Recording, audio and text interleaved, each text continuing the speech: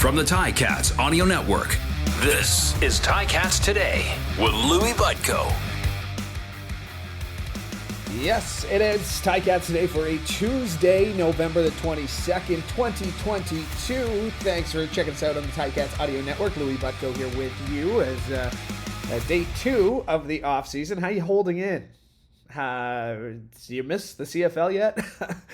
I do. It's only been a day and a half, 2 days since we played the Grey Cup. But yeah, maybe it's because the Ticats are out in the East semifinals. Maybe it's because last year's Grey Cup was this time last year. Like this week was Grey Cup week, so I have all these Instagram memories popping up and other photo memories popping up being like, oh, hey, this time last year you were at a Grey Cup party. So, I already have FOMO from not going to this past Grey Cup. But we're all putting our attention on 2023, of course. Now, the Grey Cup here back in Hamilton and doing it right, the way they want to. And you saw what they did in 2021 under some COVID restrictions that were still hanging around. Can't wait to see what they have planned for 2023, and I'm sure we'll get into all of that, a lot of that, coming up here throughout the offseason on Ticats Today and on the Ticats Audio Network. In the meantime, let's go back to Regina, Saskatchewan. Well, freshly off the plane is Chris O'Leary. He's the managing editor of CFL.ca. And Chris, I thought there was an appropriate amount of hype for the game with the Bombers going for their third straight Grey Cup, the Argos being the underdogs. But I feel like even with the hype, it still exceeded whatever we had for it in that fourth quarter. I think so. I mean, I think if you had told me a week ago at this time, when we were just heading into Grey Cup week, that Winnipeg was going to blow the Argos out, I would have said, yeah, sure, I could see that. I was happy that it was a game and that it was competitive. And then in the second half, you start to see, the Argos were starting to put their stamp on it. And I don't think they had a ton of believers other than their fans until, maybe the final minute when it was really, it looked, it was very clear that it was going to go the Argos way. But no, it was a fantastic game. It was a ton of fun. And I think Andrew Harris said in the post game, he said this might be a top 5 Grey Cup in terms of the swings and the emotion and everything. And there's 109 of them to compare, but he could be right. It's one of the more entertaining ones I've covered, and I think I've been around almost 10 of them now. Did the Blue Bombers blow it, or did the Argos steal it? How do you look at it? Oh man, I hate to say one team blew it. I think there were opportunities there for both teams, right? I mean, I've never seen a game with such high stakes with 2 blocked field goals in such a short span, right? I mean, it was there for both teams to take it. So, I mean, you could say each team blew it to a point and then one just managed to bring it home. But, I mean, props to the Argos. I mean, I think that's kind of the story that I went with after that game was that this was a team that I wondered all year, like, how together are they, right? And how easily can it come undone? And I think we saw that last year when the Ticats beat them in the Eastern Final.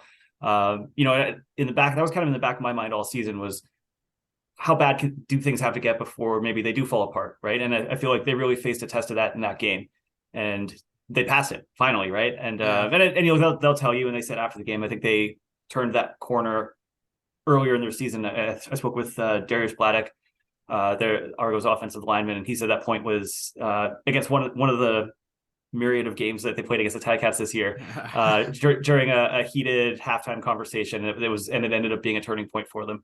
But it's a team that grew and developed and got to a place that I think it had been trying to get, knew it could get for the last 2 years, but finally got there. This and I guess even based on that question that I asked you, it kind of proves the point that the Argos, and I know I'm wearing a Ticat shirt, right, and I know the show is called Ticats Today, but the Argos really didn't get the respect they deserved the majority of the season, I would say. Oh, I'd say right up until they lifted the Grey Cup, and maybe not even then. On this show, probably not. On the people listening to this show, yeah, they might have turned me off at this point. But those who stuck around, yeah, yeah, you could hear it even in the voices of the players when you're talking with them, and they're standing literally in the confetti, the Grey Cups behind them, and they were very aware that they were disrespected, counted out. I mean, just look at the heat that McLeod Bethel Thompson has taken basically his entire time in the CFL. But questions is he good enough? Is he good enough to start? Is he good enough to hold the starting job? Is he good enough to get a team anywhere in the playoffs? And that's just the one position. I think those questions kind of rained down throughout that entire roster, really, right? They definitely took that to heart. And there was a lot of, how do you like us now, in that post game? And that's the right, like they earned that. Yeah. And, I get the sense that as much as I want to turn the page and be like, well, okay, well, they won, so let's focus on 2023. You gotta show just a smidgen of respect in this, even with rivals. So you gotta give them their day in the sun, right? They can be a champion, I guess, for a few more days before I turn the page. They did a lot of things right in that game, defensively. On offense, I mean, they had a game plan, and Andrew Harris was strong to start, and AJ Ouellette. I mean, that guy's a great story this season. A big 1-2 punch in that running game seemed to be the difference in this one. I think so. In this game, and even in the Eastern Final the week before, right? There was so much hype and attention on Andrew Harris's return, and I think Ouellette sort of flew under the radar this whole season, right? From the second that Harris went down with that pec injury, really assumed the bulk of that running back role. And did very well in it. And I think he was the second leading rusher in the East this season. And really came in and put his stamp on the game. I mean, other than, I think Andrew had one touchdown in the playoffs, but other than that, I mean, all the running back touchdowns came from Ouellette, and 2 in the Grey Cup that were just enormous. He's a guy that's, one of the few. He's probably one of the more veteran guys in that Argos team that was overhauled really from 2018-19 to now.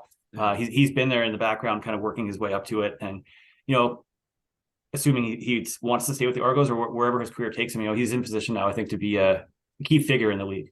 The Pinball Clemens effect, how real is that? I mean, we can say, he's perfect in Grey Cups. Yeah. We can talk about what a motivator he is. We can, anybody who's listened to him, they're ready to run through a brick wall. But how real is the pinball effect on the Argonauts?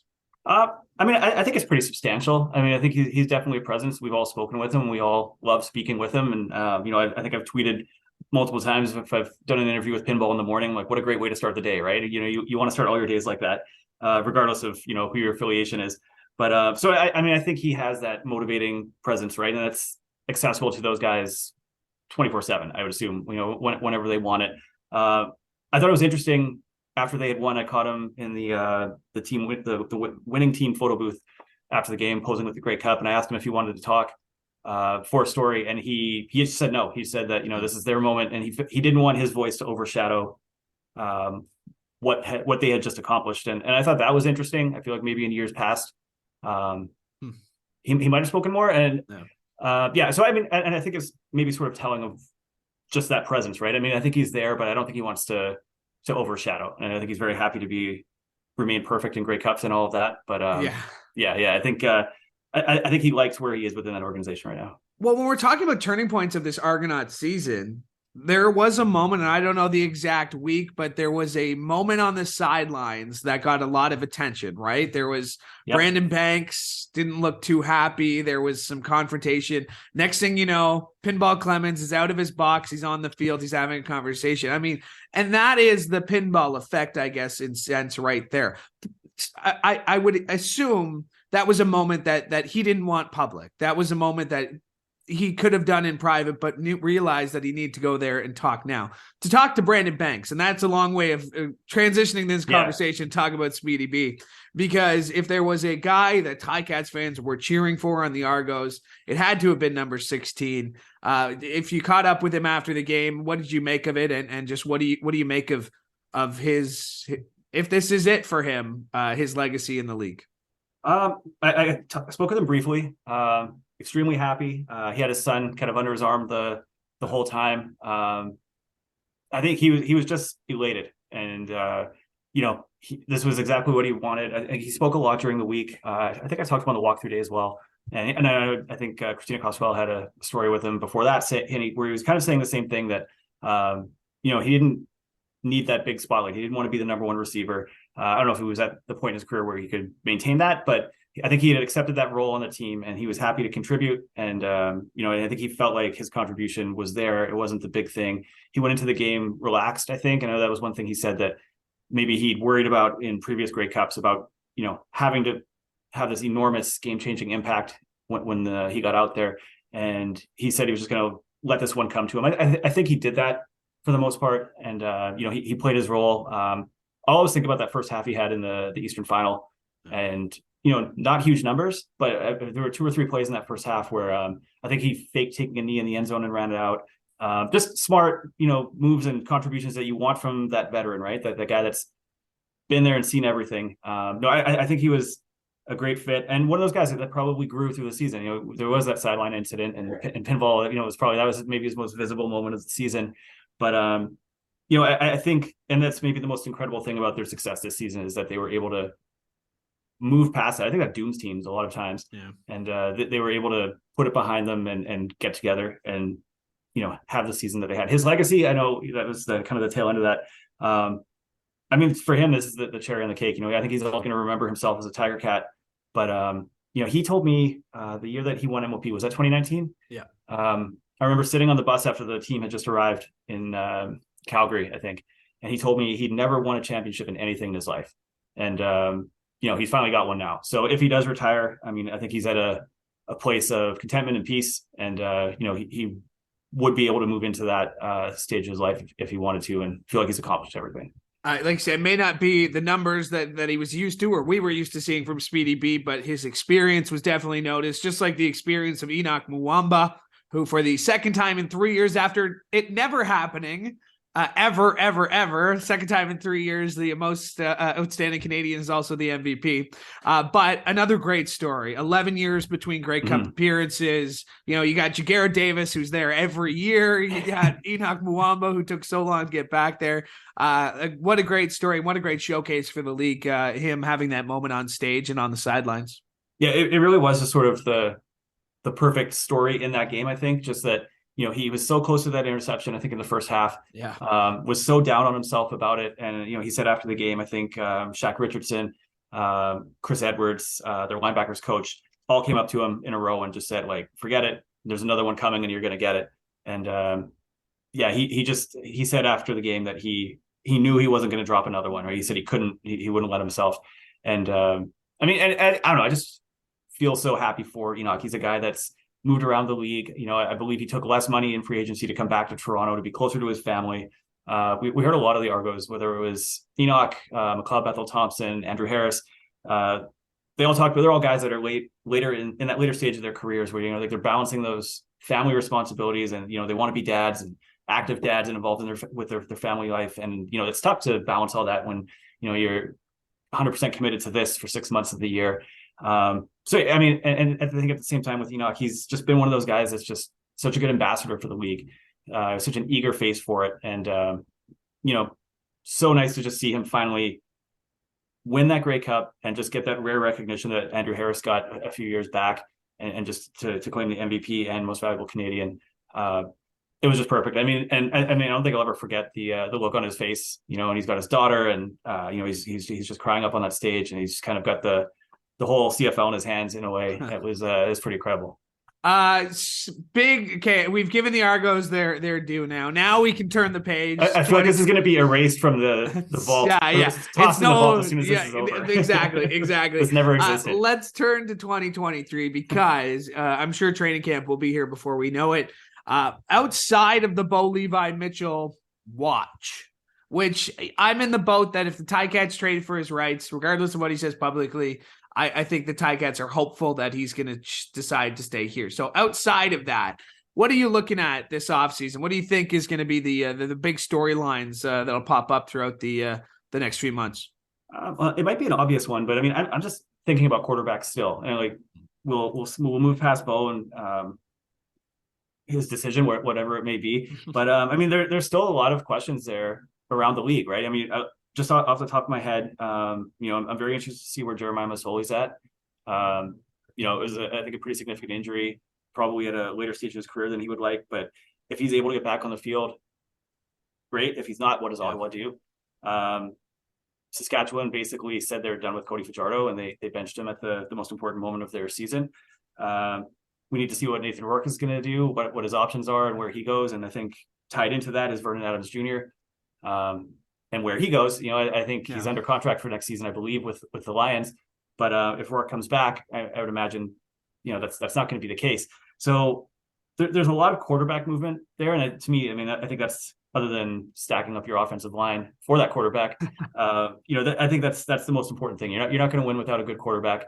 I think a lot of teams are going to be interested in them and have decisions to make just within their own rosters on what they want to do. Even Toronto, right? If McLeod Bethel-Thompson chooses to retire, which was kind of hinted at through the week, do they look at Chad Kelly, or do they look at one of these other more experienced guys and keep grooming Chad Kelly to, hopefully be that guy for them? That to me is the most important thing. And I'm sure we're going to see the free agent list soon. We generally do the week after the Grey Cup. I have no doubt it's going to be massive and long, like it is every year. I always wish it would be a little shorter, but that's not the world we're living in right now. But it'll be fun. You start with quarterbacks and then you kind of work your way down there based on team need. But to me, the quarterback spot is going to be super interesting. When we have a game like that, a Grey Cup, where ratings are up, eyeballs are up, I'm sure you were like me and had people texting you, who know you work in the league. What is going on? This is crazy. Like, is the CFL like this every week? And you're like, yeah, it basically is. Totally. Just watch every week. Yeah. What's our responsibility now? Me and you, we have these platforms. What are we supposed to do now to make sure that people who might have had a casual interest in the game on Sunday come back? What's the job of me and you right now? That's a tough one. I think personally, this isn't the direct answer. I think the biggest challenge is just the length of the off season, right? Yeah. We go from like peak excitement, and for some reason the 2017 Argos popped into my head for this too, where they just had this fantastic storybook ending to their season. There was a rally downtown and it felt great, and then it was just the dead of winter, right? Yeah. And it feels like it's a long off season to sort of work against. I think I think just reminding people of what we saw like on Sunday, like you said, is you can see that every single week during the season, and and I think the game itself is great in that way.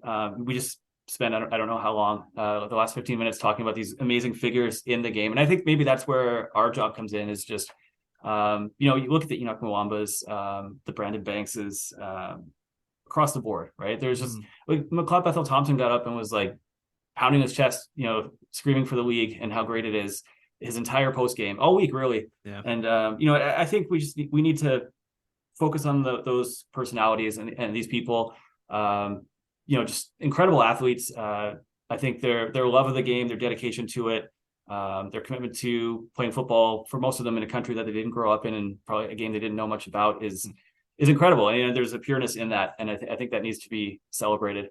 And that's probably a long answer, but no, that's hey, listen, I was hoping, no, we can take time off and we'll worry about it come the off season. But no, I guess I got to keep doing this show if we got to keep putting these spotlights on players. So I'm sure my bosses will be happy with that answer, Chris. So thank you for that, man. It's always great to see you. I know you're a little jet lagged, I'm sure, slightly, the last few weeks. So thank you for making some time here, man. I always appreciate our chats. No, absolutely. This is one of the funnest playoff runs I've done. We were talking about this before I went on, but I don't know if I had said to you, I think I managed to hit every CFL province in this playoff run. I don't think I've ever done that before. And it was just super cool to go almost across the entire country, up to Montreal and back out to Vancouver, and just to watch all these fascinating teams, these great games. It was just so much fun. And I'm kind of sad now that we have to wait 6 months to do it again. Well, and that was, I'm excited that it's coming back to Hamilton next year, because I had some major FOMO all week. And I have been to, I've been to 4 of the last 5. I was in Ottawa, in 2017. I'd gone to Calgary in 2019. I was I didn't realize how much I was going to have that FOMO until I saw it. Yeah. And it's always a time. So if anyone's listening to this who hasn't been to the Grey Cup, you're going to want to make sure you go in 2023, which we can't wait to host you there, Chris, in Hamilton. You're making the long journey all the way down the QEW for you. So we can't I might wait. bike that one. You might bike. Yeah. We'll talk to you before then for sure. But thanks for doing this again, man. Thanks. Absolutely, man. Anytime. My thanks to Chris O'Leary for joining me, and my thanks to you as well. Make sure to like and subscribe so you never miss an episode of this show or any of the other great shows on the Ticats Audio Network, including a brand new episode of the CFL This Week that just dropped as Bubba O'Neill catches up with RJ Broadhead, Luke Tasker, and Andy Fantuz. You can catch that wherever you get your favorite podcasts. Thanks for joining us from all of us here at the Ticats Audio Network. I'm Louis Butko. Hoping you have a great day. Ticats Today can be heard every weekday, and we would like to hear from you. Email us at gameday@ticats.ca. Have a question or an opinion? We want to hear it. That's gameday@ticats.ca. Subscribe to the Ticats Audio Network on Spotify or wherever you get your podcasts.